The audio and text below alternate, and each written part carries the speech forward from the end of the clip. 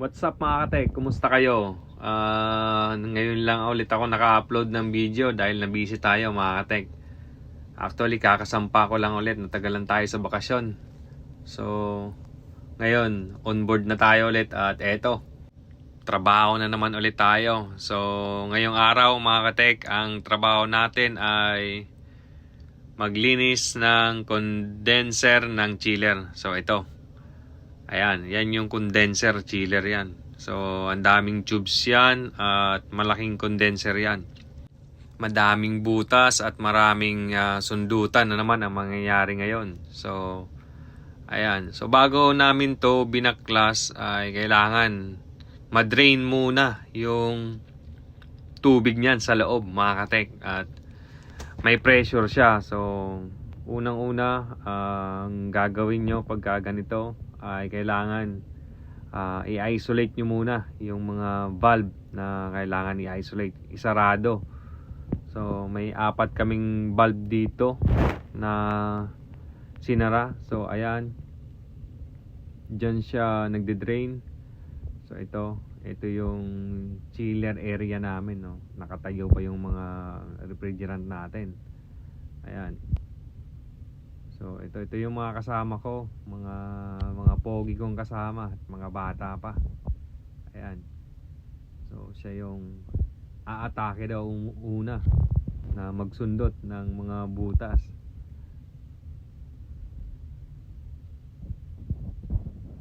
So ito yung condenser mga katek. Ayan.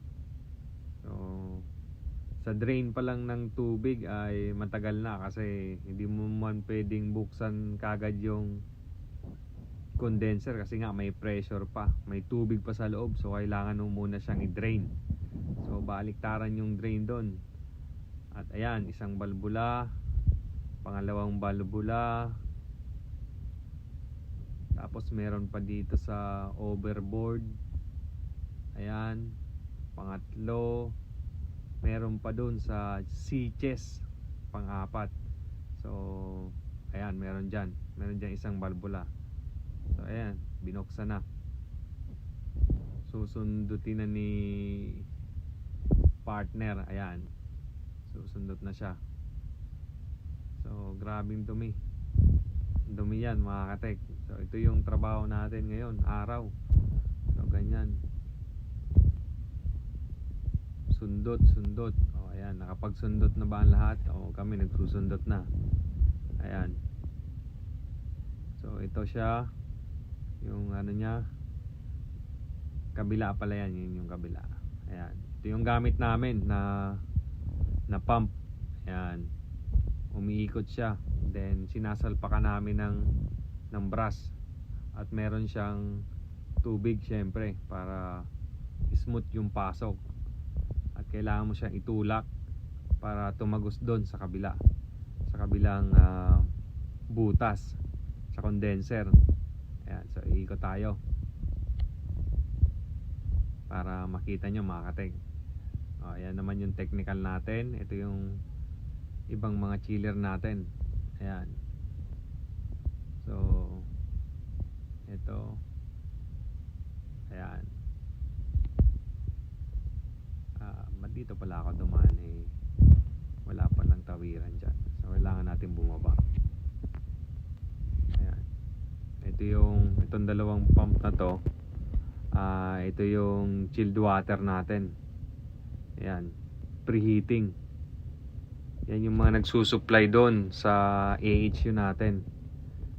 So ito, ayan, sinusundot na ni partner doon sa kabila. So ayan, sarado muna natin to para doon lang sa baba tumagas yung, grabing putik na, oh. Kita nyo, putik na yan. Ayan, oh. Grabe, kalawang. Ayan, diretso kasing ano yan sea water yan condenser na yan So kaya grabe ang dumi. So bago namin yan natanggal, nabuksan, kailangan mo munang tanggalin lahat ng bolt and nuts. Ayan, gamit yung power tools. Ayan, ito yung condenser, ayun siya. nagsusundot doon sa unahan. Ayan, sundot pag may time, di ba? Ayan, nakangiti pa siya. Mamaya iiyak na yan kasi masakit na sa likod, sa balakang. Ayan, baliktaran yan. So sundutin natin. Ito yung compressor. Yan. Ito naman yung oil separator. Yan yung suction. Tapos sa baba ng condenser, ayan, yan yung evaporator natin. Ayan. Yan na siya. Ito, expansion valve. Yan. Expansion valve yan. Malaking expansion valve. So, balik tayo dito kay partner. So, ito pala yung mga bolt na natanggal namin, no? Dami, di ba? Ayan. Ayan, medyo nag-slow na siya. Kunti pa lang nga yan. Di ba? At nakakangalay talaga to, mga katek. So, may dalawang klase nito na panlinis, pump. Meron siyang isang klase na binabaril lang, na tumatagos lang doon. So, mas okay. Wala kami nun eh. So, ito ang gamit namin, mano-mano. Ayan. Tapos may stopper siya kung hanggang saan aabot yung brush natin doon sa kabila. So, once a year namin to nililinisan, binubuksan. Meron naman tong monitoring. So, minomonitor nila araw-araw ng AC engineer yung temperature. Kung tumaas na dun sa limit ng temperature, ibig sabihin madumi na siya. So, parado na yung condenser natin. Oras na siya para linisan, sundutin. Ang huling linis namin ito dun pa sa Asia, Singapore. So, dun kami nagpakpakan ito. Lahat ng unit na to. 5 tong chiller na to. So, ngayon nasa kami, Europe, Greece. Nasa Greece kami ngayon. So, eto. Isa-isa nang pinapakas at nililinisan. Ayan. So, ayan, pumalit na yung isa namin na kasama. Ayan. Now, say hello to my vlog. Welcome to my life. Parang ganun. Ayan.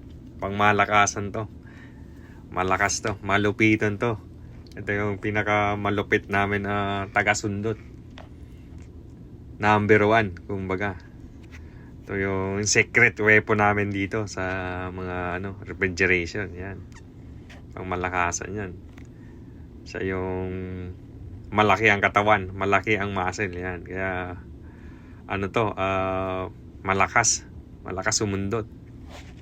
Energizer ba? Pang matagalan ba? So halos kalahati na sa taas ang natatapos. So titirahin pa yan hanggang baba, pati kabila. So baliktaran na sundutan ang mangyayari.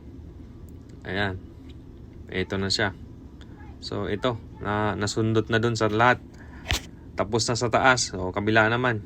Ayan, kung makikita nyo, dun naman sa likod ang sundot. Ayan, dyan siya tumatagos naman sa harap yung brush. Pansin nyo yan dyan, lumalabas yung brush. Ayan grabe yung putik, di ba? Ayan, sundot na. So na-experience ko nito sa land base. Tawag nito, 3 araw namin nililinis yan. So pinapakintab talaga namin ang mga tubes na yan. So dito kasi hindi pwede. So bago kami umalis, cruise ship kasi itong nasakyan ko eh. So bago umalis yung barko, kailangan nakasarado na yung condenser at malagyan na ng tubig. Nakabalik na yung tubig niya. So kailangan 1 araw tapos na yung sundutan.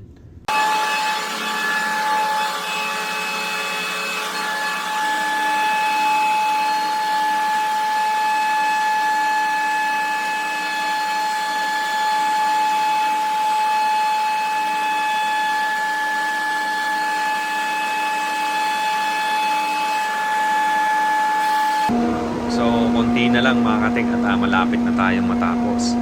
Ayan. hinugasan na. Yung cover. Bagong gasket na rin yan. Ayan.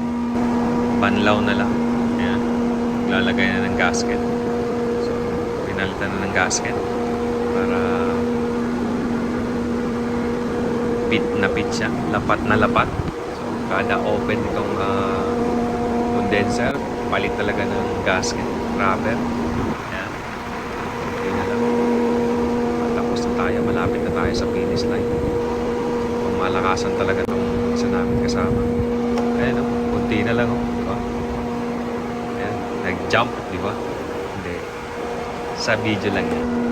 Pero patapos na talaga. Banlaw na lang. Ayan. Fast break na yan kasi habol na kami ng oras. Ayan. So nakasarado na yan.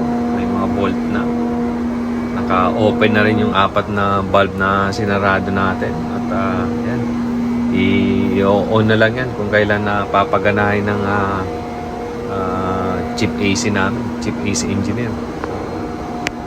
Maraming salamat mga katek sa panonood. At hanggang dito na lang ulit ako. Hanggang sa muli. Paalam!